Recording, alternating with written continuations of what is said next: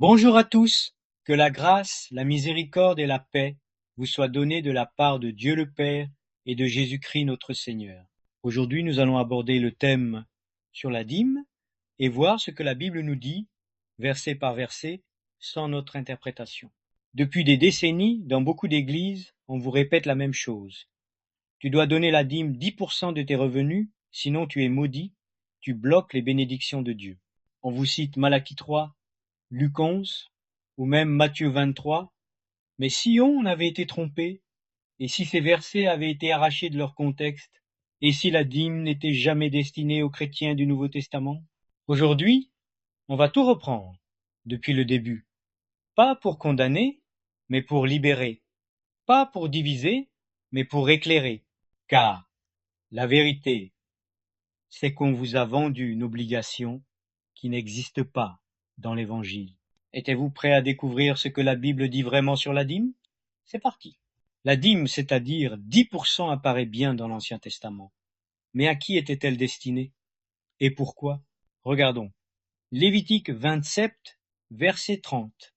Toute dîme de la terre, soit des récoltes de la terre, soit du fruit des arbres, appartient à l'Éternel. C'est une chose consacrée à l'Éternel.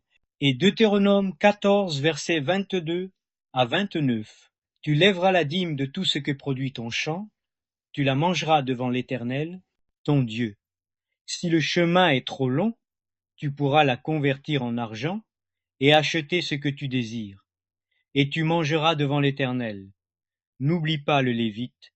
Attendez, on mangeait la dîme? Oui, la dîme c'était des produits agricoles, blé, vin, huile, bétail, pas de l'argent. Elle sert à 3 choses. Soutenir les Lévites, la tribu sans terre, chargée du service du temple. Financer les fêtes religieuses où on mangeait la dîme en famille devant Dieu. Aider les pauvres tous les 3 ans. Une dîme spéciale pour les veuves, orphelins, étrangers. La dîme était un système socio-religieux national pour Israël, lié à la terre promise, au temple, aux Lévites, pas un impôt spirituel universel. Maintenant, voyons les versets qu'on vous brandit pour vous culpabiliser. Malachie 3, versets 8 à 10. Vous me volez. Un homme peut-il dérober Dieu? Et pourtant vous me dérobez. Vous dites, en quoi t'avons-nous dérobé? En vos dîmes et vos offrandes? Apportez toutes les dîmes au temple. Hors contexte, absolument. Malachie s'adresse à Israël sous la loi de Moïse, au 5e siècle avant Jésus. Le temple existe, les Lévites sont là, le système est en place. Dieu reproche au peuple d'abandonner le système qu'il avait institué pour eux. Mais aujourd'hui, il n'y a plus le temple de Jérusalem, plus de tribu de Lévi en service, plus de système agricole national. Appliquer Malachie 3 aux chrétiens du XXe siècle, c'est comme exiger qu'on sacrifie des agneaux sur un autel. C'est sortir le verset de son cadre historique et théologique. Matthieu 23, verset 23.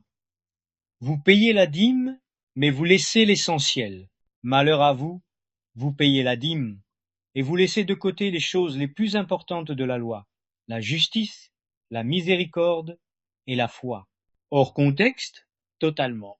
Jésus parle aux pharisiens juifs sous la loi, avant la croix, avant la résurrection, avant la nouvelle alliance. Il ne dit pas « continuez la dîme après ma mort ». Il dit « vous faites bien de payer la dîme, mais vous souvenez de l'essentiel ». C'est comme si un professeur disait à un élève « tu rends tes devoirs à l'heure, mais tu triches pendant les examens ». Ça ne veut pas dire que rendre les devoirs est une loi éternelle pour tous les étudiants du monde. Luc 11, verset 42. Même cas que Matthieu 23. Mais malheur à vous, vous payez la dîme, et vous passez à côté de la justice et de l'amour de Dieu. Même contexte, même auditoire, même époque, avant la croix, avant la grâce, avant l'Église. Hébreux 7, Abraham et Melchizedek. Abraham donna la dîme. Hébreux 7, versets 2 à 4. Certains disent, voyez, Abraham a donné la dîme avant ta loi, donc c'est éternel. Ici, le contexte, c'est que son neveu, Lot, avait été enlevé et il est parti le délivrer. Abraham n'a pas emmené des présents pour Dieu, mais a pris le butin de ses ennemis et l'a donné à Melchizedek. Donc c'était un acte volontaire. Mais Abraham a aussi circoncis son fils avant la loi. Il a sacrifié un bélier. Il a vécu en tente. On va tout reprendre? Hébreux 7 parle de Melchizedek pour montrer la supériorité du sacerdoce du Christ, pas pour instituer une loi de dîme pour les chrétiens. Alors, que dit le Nouveau Testament aux chrétiens sur la dîme? Rien.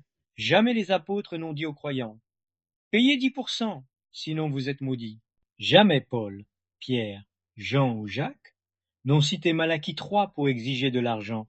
Regardez plutôt 1 Corinthiens 16, verset 2, le premier jour de la semaine, que chacun de vous met de côté chez lui ce qu'il aura pu épargner, pas 10%, pas au temple, chez lui, selon ce qu'il a décidé. 2 Corinthiens 9, verset 7. Que chacun donne comme il l'a résolu en son cœur, sans tristesse ni contrainte, car Dieu aime celui qui donne avec joie. Pas d'obligation, pas de pourcentage, don libre, joyeux, volontaire. Acte 2, versets 44, 45. Tous les croyants étaient ensemble, ils vendaient leurs propriétés et distribuaient à chacun selon ses besoins. Pas 10%, 100% quand cela est nécessaire. Par amour, pas par loi. La dîme, elle est absente. Le don était généreux, en toute liberté, donné joyeusement. Alors pourquoi ce mensonge persiste-t-il? Parce que la dîme, c'est un outil de contrôle. On vous fait croire que si vous ne donnez pas 10%, Dieu vous maudit. Si vous donnez, il vous rendra riche, et l'évangile de prospérité non biblique. Elle fait croire aux gens que les chrétiens doivent être riches. C'est pas ce que nous enseigne Jésus, il dit dans Matthieu 6, verset 19. Ne vous amassez pas des trésors sur la terre, où la teigne et la rouille détruisent, et où les voleurs perçants et dérobent.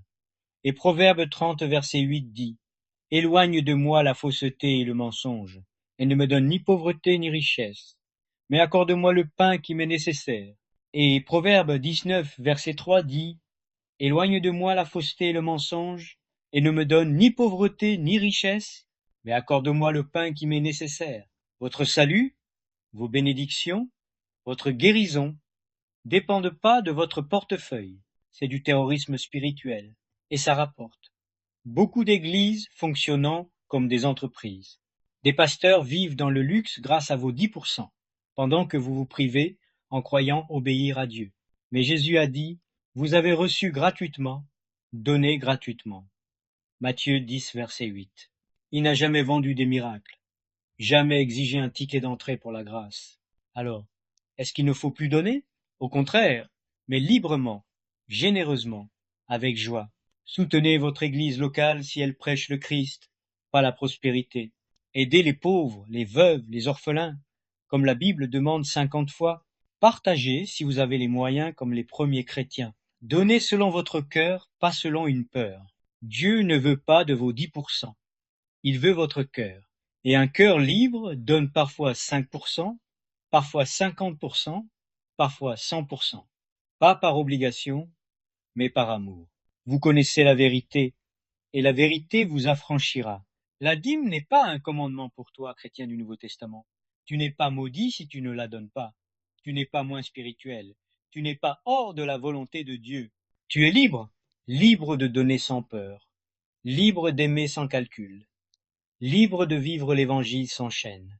Parce que Christ t'a libéré, ne te laisse plus mettre sous le joug de l'esclavage. Galates 5, verset 1. Merci d'avoir regardé. Si cette vidéo t'a libéré, partage-la. Beaucoup en ont besoin. Et souviens-toi, Dieu ne te regarde pas à ta dîme, mais à ton cœur. Vous êtes libre, et maintenant, vous savez que Dieu vous bénisse sans condition.